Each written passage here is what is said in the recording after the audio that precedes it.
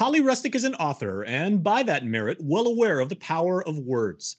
As such, the company she founded teaches people how to leverage the specific lexicon of grant applications to secure funding for their nonprofit projects. We're definitely feeling the impact of federal grants.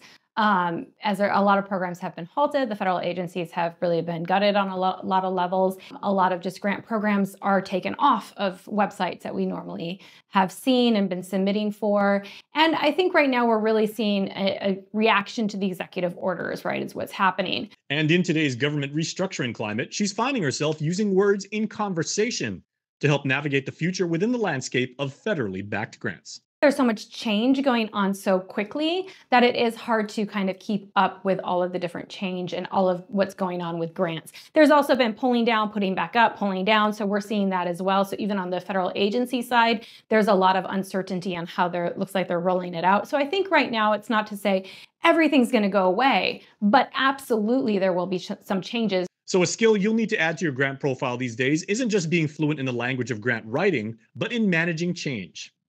Bottom line, know the new environment and be flexible for variable times. So we've been looking at saying, okay, what's going on, being able to these words you're not able to use in any grants anymore. So then providing words that you might be able to use and replacement of that. So helping out as these changes are occurring, while at the same time, we're also, some areas, a lot of my students, they're not affected. They're going after foundation grants. They're still available. This really isn't affecting their work overall at this point in time. So we're just still supporting. Also, Rustick says you'd be wise to combine the traditionally rigid discipline of grant composition with some creative thinking. Leaning into more foundation grants and private grants and these types of things. So looking at different ways to get funding as well. And just looking at saying, okay, that might be taken down for a while, but they'll be coming back up and watching for those to come back out as well as we see some of the new maybe language that needs to be used for grants or just the new criteria. So understanding exactly the shifting sands of federal funding is essential. So I think that in 2025,